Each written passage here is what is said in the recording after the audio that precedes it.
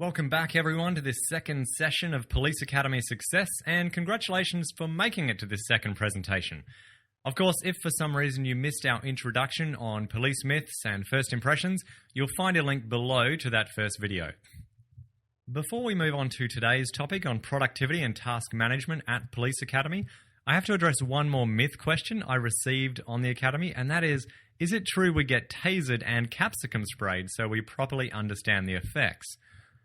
Well, this did used to be the case in some Australian states. However, I'm not aware of any police academy that still conducts this sort of training.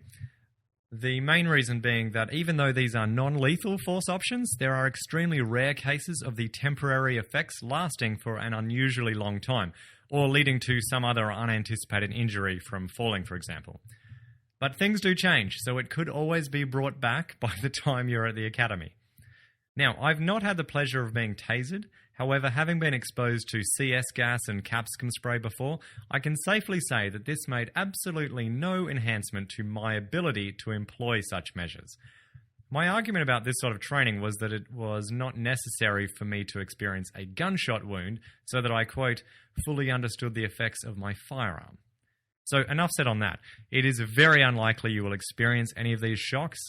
Although I did witness several other recruits taser themselves during training by failing to turn off the charge whilst changing cartridges. But you'll learn more on that at the academy. So if you feel like you're missing out, you might still accidentally taser yourself. Just don't shoot yourself in training. That is decidedly less funny for everybody involved. Seriously though, there is nothing you will face at Police Academy that poses serious and likely risk to your safety. There is a lot of perceived risk, but you will absolutely receive the necessary training and preparation for each stage. Always follow the instructions given and focus on what you're doing and you'll be fine. Which flows on nicely to today's topic of productivity and task management. Because the reason this topic should be of interest to you is that if you spend your life in overwhelm or frustration or generally feeling run off your feet, then that is when it does become hard to focus on the present and what you're doing, which at the academy is critical not only to your success, but also to your safety and that of your fellow recruits. Police recruits and police officers, for that matter, who don't know how to manage their time, become a liability to themselves and everyone around them. Now, I don't know where you are in your own life regarding time management and productivity, but if you stick with me through the rest of this short video, I promise you'll pick up some real practical ideas on how to clear your headspace and subsequently enjoy a greater level of focus in your day-to-day life. Firstly, though, I'd just like to answer one more question I received, which basically asked, why am I doing this? As in, why am I doing these videos? Which is a very fair question. As some of you already know, I'm extremely passionate about helping motivated people to successfully become police officers. So this started with my popular series of ebooks on passing police selection, and the motivation behind that series is that I got very disappointed with all the stories I heard of very enthusiastic applicants failing to be selected. When I looked further into that, I found it often came down to them not having the natural skills to pass a series of tests that sometimes had little to do with actual police work. At the same time, I was on the beat with police officers who had succeeded in police selection, some of whom had little motivation or passion for their role in serving and protecting the local community. For many of these officers, police work was just a job, and I personally wished I was working with some of those more passionate souls who were struggling to get in because they weren't naturally good at maths or writing skills. I remember one night I attended a violent domestic dispute where there was an indication a knife was being wielded, and so my car and another were both dispatched for the job at priority. And although my car was much further away, my partner and I actually arrived first. And I later discovered that the other officers did not prioritize getting there because they didn't want to do the paperwork involved with arriving first on the scene. To say I was upset with this would be a significant understatement. And this was exactly the type of incident that made me wonder if I could make a difference in the type of officers who were graduating from the academy. So this series of videos is really the next stage of my journey to make a difference to help motivated and passionate people make it through the numerous hoops and challenges to successfully become police officers. And I know that if you're watching this video, then you're someone who is taking this career seriously and is interested in optimizing your performance before you even arrive at the academy. And although we don't have much time in these videos, what we're leading to is the new version of our course coming up. This is going to be delivered via a series of weekly online interactive webinars where you get to log on to a convenient session and we dive deep into the strategies I use to successfully negotiate Police Academy. It really is designed to take you from whatever stage of life you're in to a position where you are confident and capable to assimilate everything required at the Academy and also enjoy the process along the way with your fellow recruits. I look back at my time on the Academy as a blast, and I want you to have that same experience too, rather than it being this horrible ordeal that you have to endure to become a police officer. I honestly believe that your attitudes and perspectives formed at the Academy transfer straight through to the rest of your career and ultimately your level of service. So if you can get set up for success before the Academy, the flow-on effects are life-changing for you and everyone you come into contact with. So let's talk about task management. I'd like you to imagine holding a water jug out beside you with an outstretched arm. The water jug is only a quarter full and made of plastic, so it's very light. You can probably hold it there for a few minutes with no fatigue. But can you imagine how your arm is feeling after 30 minutes, after an hour, after 24 hours? I think you see the point. This is just like the build-up of mental stress, and if you do not deal with matters on your mind, they will eventually overwhelm you. However, there is another part to this analogy that is not often considered. This is to imagine that same scenario, but now someone is pouring water into the jug. So with the little extra weight bearing down on you, you can only hold it for a minute or two.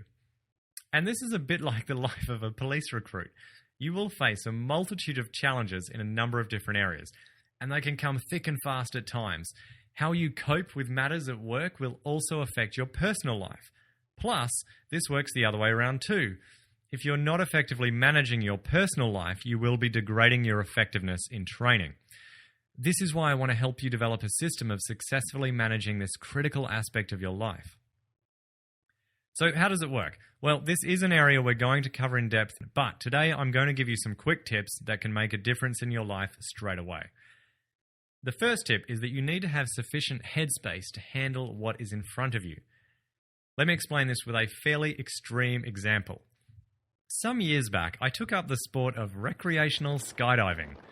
That's me in the outlandish bright yellow, or as my sister called it, my wiggle suit. Anyway, it's been said that skydiving is like having children. Until you've experienced it, you can never really understand it. And once you have experienced it, you can never really explain it. So I won't try to explain the madness of a sport in which you repeatedly throw yourself out of perfectly good aeroplanes. However, it is this throwing oneself out of the aeroplane part that I do want to talk about. When you're hanging off the side of an aircraft at 14,000 feet for the first time, you tend not to think about how you're going to finish all the paperwork sitting on your desk back at the office. Thoughts of your romantic life don't suddenly pop into your head. In fact, thoughts of what might go wrong on the skydive don't even appear. Rather, the experience is one of stillness, focus, and clarity. You'll be happy to know that what I'm about to teach does not require you to jump off the wing strut of an aeroplane.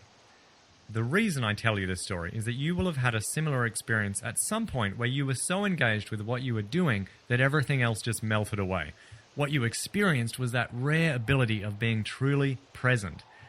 So what creates this? In the example of skydiving, it is primarily a reaction to complete sensory overload. The deafening roar of wind rushing by, the incomprehensible drop below, and a very unfamiliar environment. The situation itself forces you into the present.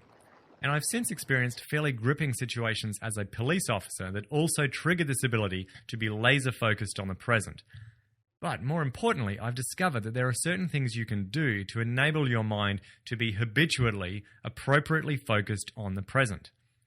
Let's imagine that scenario again, that you are holding out that water jug. Someone is pouring water into the jug. Now, it doesn't matter who is doing the pouring. That water going in is called life. And in the context of today's video, you can think of it as all the different training activities and assessments on top of your existing commitments outside of the academy. If your jug is full from all the other life that's come in over the past few hours, days, and weeks, then you are ill prepared to deal with it. This is the common case of someone carrying around a jug full of the past. Even more problems occur when we start pouring in challenges in the future. If we are carrying around a jug half full of the past and half full of the future, it's not hard to realize why we have no room for the present. So this first tip basically means frequently pouring that water out into separate categories in places you can manage them effectively. Think of the jug as the space available in your mind. Most of us grossly exaggerate how much we can actually fit in this jug. It is not that much. Imagine, for example, all the different challenges in your life being in one big jug. Even better, imagine each different challenge is a different color slime in that jug. If they're not separated effectively, you have to push some things out the way as you try to manage each one. Plus, all the other bits of slime keep trying to pour back over you. It just becomes a big mess. So, how does this work? Well, there are a number of options, and I'm going to cover just 2 today. First off is a calendar. Now, yes, I'm sure you've got a calendar, but what I'd like you to do is try to take complete trust in this thing. Make it something you refer to daily and get all the coming events in your life out of your head. If someone asks you what you're doing tomorrow, I want you to have to say, "Let me check my calendar." Because if you already know everything you're doing tomorrow, then it is wasted space in your headspace. I know this probably sounds crazy, but I urge you to give it a try and really let go of your schedule. Now, a word of warning on this is that you actually have to check your calendar every morning when you do this. When I first started doing this, I'd get caught out occasionally from not checking. But that's just part of the change. The key is to remember if or when you mess up, just get back up and use it as reinforcement to keep checking your calendar. The second point relates to all those little to-dos running around your head. It's time to get these out of your head and onto paper. Now, I'm a little old school in my approach to this as I use a physical notebook to record these ideas. But I imagine you have a smartphone and might be more comfortable using that. Personally, I use Evernote, which works really well across different devices. Just make a note when you think to do something and then check the list when required. You might even choose to combine this with the first step and dump those to-dos straight into the calendar. Depending on your personal circumstances, the above 2 tips might seem a bit trivial, but if you start forming little habits like this right now, the difference to your performance will be huge. Your workload is about to become extreme, to say the least, and like your study habits, you need to arrive on day 1 with your systems in place to meet this onslaught of information and demands on your time. Plus, in a world where so much of our technology is actually taking time from us, this is a really great way to make technology work to your advantage and allow you to focus on the present. So, that's a bit about clearing out thoughts on the future. Looking the other direction can be a bit tricky, and we don't really have time today to talk real strategies on clearing out the past. One basic principle, though, that you can consider is that nothing any instructor or other recruit says to you or does to you at the academy is going to be personal. If you can truly understand this, it will enable you to move on from minor disagreements or grievances with others as you progress through the course. However, this can be easier said than done because your handling of stressful incidents is often habitual response. What this means is that you need to start practicing this before you arrive at the academy. So start this today. Start understanding that another person's actions are not about you. They are about them and nothing is personal. If you truly believe this, you go a long way to letting go of a lot of the shit that can build up in your hypothetical jug. If, on the other hand, you are still taking things personally as a police officer, you are going to be in a world of hurt. The amount of insult coming your way when you're in that blue uniform is significant. So thank you again for taking the time to follow along with today's quick video. And thank you also to everyone for the amazing positive feedback on how these videos are already helping. I'm not sure if everyone saw Ben's message come up on Facebook. He was saying that the video explained heaps, saying that even the best in the class can start off like everybody else, but early training and a bit of early knowledge can help put you exactly where you want to be. And that's really what this is about. Plus, I've come to understand that sometimes it is the things you learn that you think you may not need to know that can actually transform your life in unexpected ways. Finally, I'm very excited about the next video as I'm going to throw it out to you guys to tell me exactly what you want to talk about. Even if you want me to elaborate on the quick introductions I made to Academy myths, first impressions, and task management, just let me know. I'll also be talking about what's coming up in the new training, but I also want to give you one more opportunity to shoot through some of your burning questions, and I'll get to as many as I can in the next video. Once again, if you liked what you heard today, please let me know in the comments below or head over to the Police Preparation Australia Facebook page. As always, you can always email me directly with Attention John at info@policeprep.com.au. Until next time, keep up your preparations, visualize your success, and make it happen.